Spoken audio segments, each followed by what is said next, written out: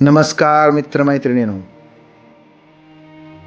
आजचा नमस्कार थोडा मोठा आहे, कारण आपल्या पॉडकास्टनं आज दुसरं वर्ष पूर्ण केलेलं आहे आणि ह्या दुसऱ्या वर्षातला हा शेवटचा पॉडकास्ट आपल्या समोर सादर करताना मला अतिशय आनंद होत आहे. आज आपण जगद्गुरु तुकोबारायांचा शेतीविषयकचा अभंग घेणार आहोत. जगद्गुरु तुकोबाराय हे अतिशय उच्च दर्जाचे चिंतक तत्वज्ञ होते. शेतकऱ्यांना आपली शेती कशी सांभाळली पाहिजे याचं मार्गदर्शन करणारा हा त्यांचा आजचा गाथेतील अभंग आहे. तत्पूर्वी आपल्या सर्वांचे आभार. मागची 2 वर्ष या तुकोबा स्पीक्सच्या सिरीजला आणि शंभू महाराजांच्या सिरीजला आपण जो उदंड प्रतिसाद देत आहात त्याबद्दल आपले आभार.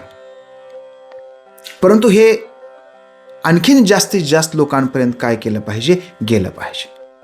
तर जास्तीत जास्त लोकांपर्यंत हे नेण्याचा आपण प्रयत्न केला पाहिजे. तर आजचा हा अभंग असा आहे. शेत आले सुगी सांभाळावे चारी कोण, पिका आले परी केले पाहिजे जतन. सोंकरी सोंकरी विसावा तो वरी, नको खाऊ उभे आहे तो. गोपनेसी गुंडा घाली पागोऱ्याच्या नेटे, पळती हाहाकारे अवघी पाकरांची थाटे.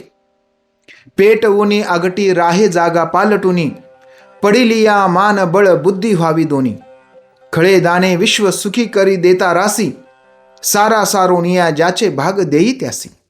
तुका म्हणे मग नाही आपुले कारण, निज आले हाता भूस सांडिले निकन.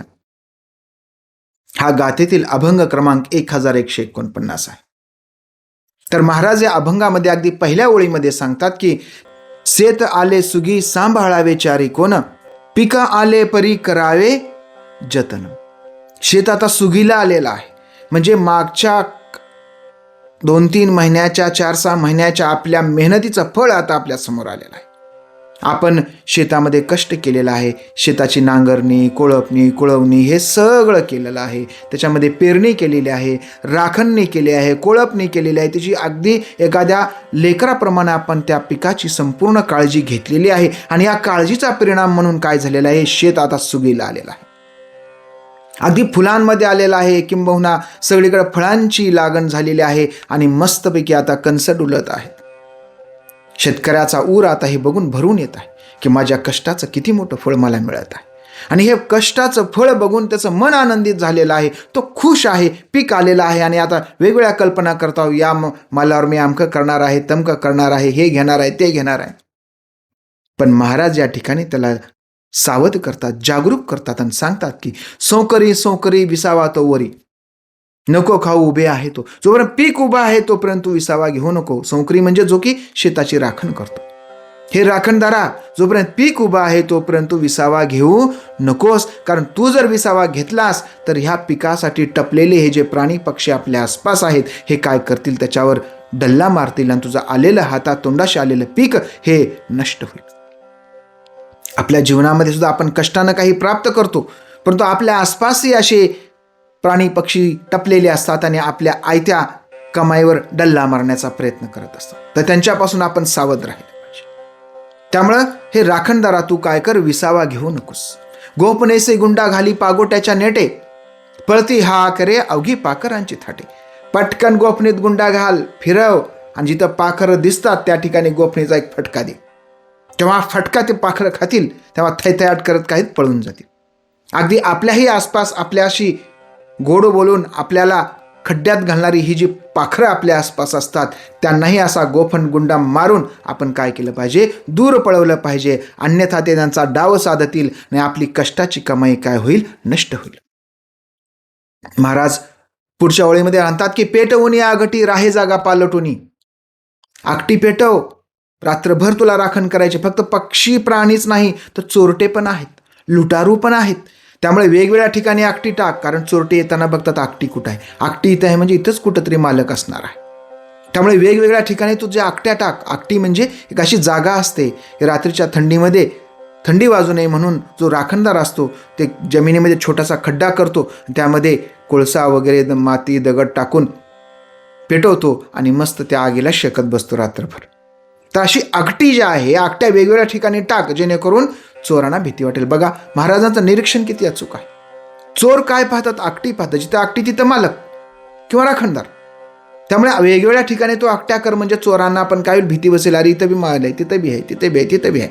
आणि तुझ्या ज्या मालाचं आहे, तुझ्या ज्या शेताचं आहे, तुझ्या ज्या धान्याचं आहे, ते चांगल्या पद्धतीनं रक्षण कर. अशा वेळी पडली या मान बळ बुद्धी व्हावी दोन्ही. बळ आणि बुद्धी, आपली ताकद आणि बुद्धी दोन्हीचा वापर कर. वेगवेगळ्या ठिकाणी आकट्या कर म्हणजे बुद्धी आहे. पारकाना हाकर म्हणजे हे काय आहे? बळ आहे.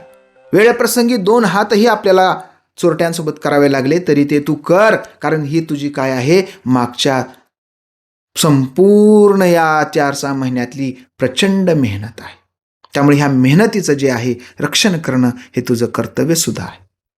खळे दाने विश्व सुखी करी होता रासी, सारा सारुणिया ज्याचे भाग देई त्यासी. खळं कर. खळं केल्यानंतर काय करतं? दान धर्म म्हणजे शेतकऱ्यावर अवलंबून असणारे हे जे 12 बलुतेदार आहेत, जे शेतकऱ्याला सेवा देतात, आणि त्यांचा हिस्सा तू त्याला सुखानं देऊन टाक. मी तुम्हाला देणार नाही असं म्हणू नको. आणि शेतकरी देतो पण. मग 12 बलुतेदारपैकी लोहार असेल, सुतार असेल, कुंभार असेल, चांभार असेल, हे सर्व जे वेगवेगळ्या व्यवसाय करणारे लोक आहेत ना, ह्या लोकांचं पोट ह्या तुझ्या उभ्या असलेल्या पिकावर आहे.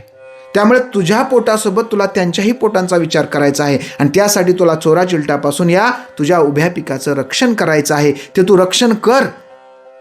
ह्या सगळ्यांना त्यांचा हिस्सा तू दे. आणि सरकारचा जो सारा आहे तो सुद्धा तू दे. सरकारचा सारा सुद्धा तू चुकवू नकोस. आणि जेव्हा असं सगळं करशील तेव्हा तुझ्यासोबतच हे सर्व जे 18 पगड जातीचे माणसं तुझ्या आसपास आहेत, जमातीचे, तुला सेवा देणारे किंवा तू ज्यांची सेवा करतोस ते, सरकारही तुला सेवाच देतं ना. सरकारी शत्रूंपासून रक्षण करतं म्हणजे सेवाच करतं. त्यांना कर देतो म्हणजे सारा देतो, म्हणजेच त्यांना त्यांचा शेअर देतो. अशा पद्धतीने जेव्हा तू सगळीकडे ते तुझ्या धान्याचं वाटप करशील तेव्हा सगळीकडे काय असेल? समाधान असेल. अशा परिस्थितीमध्ये चोरीमारी होणार नाही, बंडाळी होणार नाही, लोक सगळे आनंदी राहतील, सगळ्याच्या पोटामध्ये 4 घास जातील. जेव्हा तू इथं जागरूक होऊन काय करशील? राखण करशील. आणि मग महाराज शेवटी सांगतात की तुका म्हणे बघ नाही आपुले कारण, निज आले हाता भूस सांडिले निकरण.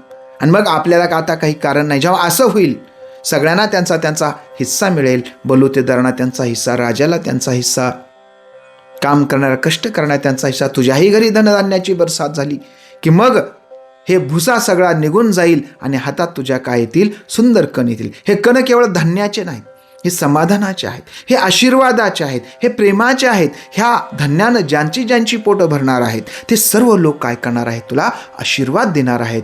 म्हणून महाराज म्हणतात की तुका म्हणे मग नाही आपुले. मग आपल्याला काही कारण नाही कुणाला काही बोलायचं, कारण आता सगळा भुसा गेला, कण हातात आले, दान धर्माचं पुण्य आलं, प्रेम आलं, समाधान आलं आणि लाख मोलाचे आशीर्वाद सुद्धा तुला काय करतील? मिळतील. पण कधी? हे सोकरी तू विसावा घेऊ नकोस. हे राखणदारा तू विसावा घेऊ नकोस, कारण शेतकऱ्यांना खूप कष्ट करून हे पीक हातातोंडाशी आणलेलं आहे. अगदी जगद्गुरु तुकोबारायांप्रमाणेच संत कबीरही लिहितात की जो उगता है सो ढलता है, जो बांटता है वही पलता है. जो उगता है, जो उगवतो, सूर्य उगवतो, वो ढलता है, तो मावळतो.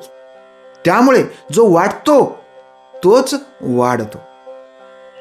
त्यामुळे जे तुकोबाराने सांगितलंय की हे जे तू धान्य जमा केलेलं आहे, हे शेतकऱ्या, हे कुणब्या तुझं धान्य जेव्हा तू वाटून टाकतोस तेव्हा सगळीकडे समाधान, आनंद पसरतो. अगदी कबीरही सांगतात जो उगता आहे, सूर्यासारखा मोठा तेजस्वी गोळा उगवतो आणि मावळतो, पण जो वाढतो तो काय होतो? वाढतो, त्याचीच प्रगती होते. की तुम्हाला लागतं तेवढं तुमचं, आणि जे उरतंय ते काय करायचंय? वाटायचं आहे. फक्त तुम्ही काय आहात? तर माध्यम आहात. कशासाठी? वाटण्यासाठी. किती सुंदर कल्पना आहे. आणि जेव्हा असं होईल तेव्हाच ह्या संपूर्ण विश्वामध्ये शांतता लाभेल, प्रेम लाभेल. जसं कबीर म्हणतात जो उगता है सो ढलता है, जो बांटता है वही पलता है. जो वाटतो तोच वाढतो, पुढे जातो.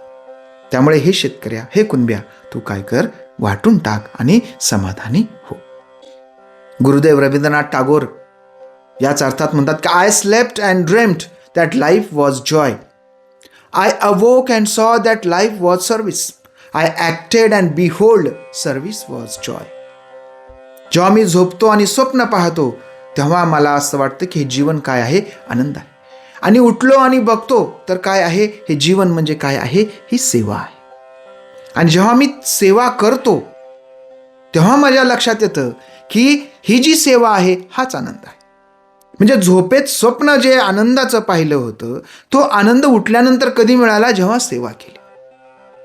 म्हणजे हे कुणब्या, जेव्हा तुझं सोकऱ्यानं किंवा तुझे हे कष्टानं कमवलेलं हे धान्य आहे, जेव्हा सगळ्यांना वाटतोस, लोकांची सेवा करतोस, तेव्हा तुला काय होतो, खरा आनंद मिळतो. म्हणूनच महाराज जे शेवटच्या चरणामध्ये सांगतात की तुला खरा आनंद जो आहे, खरा आनंद कशामध्ये मिळणार आहे, ह्या वाटण्यामध्येच मिळणार आहे. अगदी रवींद्रनाथ टागोरांप्रमाणेच Wendell Berry the man born to farming 20व्या शतकातली कविता यामध्ये लिहितात की the grower of trees, the gardener, the man born to farming, whose hands reach into the ground and sprout. शेतकऱ्याविषयी, कुणब्याविषयी वेंडेल बेरी लिहितात की हा कोण आहे, ग्रोवर ऑफ ट्रीज, झाडांचा वाढवणारा आहे. माळी आहे, कुणाचा माळी आहे, शेतकऱ्याचा माळी आहे. The gardener, the man born to farming.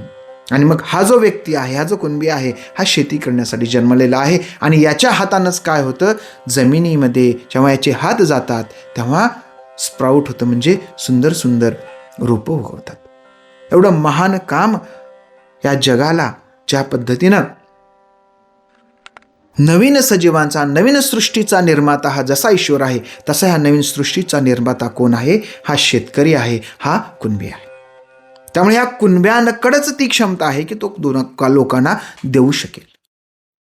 म्हणूनच जगद्गुरु तुकोबराय म्हणतात की तुका म्हणे नाही आपुले कारण, जेव्हा आपण वाटू तेव्हा आपलं काही कारण उरलेलं नाही. कारण तुला जे काही आहे आयुष्यामध्ये, जे काही सर्वोच्च प्राप्ती तू करू शकतोस, ती तू या माध्यमातून आता करू शकणार आहेस. त्यामुळे तू आता विसावा घेऊ नकोस, धान्याची राखण कर आणि हे धान्य लोकांपर्यंत पोचू दे, लोकांच्या पोटात जाऊ दे, त्यांचा आशीर्वाद तुला मिळू दे. ही सर्वात मोठी पुण्याई तुला मिळणार आहे. तर या पुण्याईच्या मार्गदर्शनासोबत आपण या ठिकाणी थांबूया. भेटूया पुढच्या पॉडकास्टमध्ये थोड्या एका नाविन्यपूर्ण उपक्रमासह. काही आपल्या सूचना असतील तर सांगा. आणि ज्या पद्धतीनं आपण या पॉडकास्टमध्ये आपण थोडासा बदल करण्याच्या विचारामध्ये आहोत. तर भेटूया पुढच्या पॉडकास्टमध्ये. तोपर्यंत जय जिजाऊ, जय शिवराय, रामकृष्ण हरी.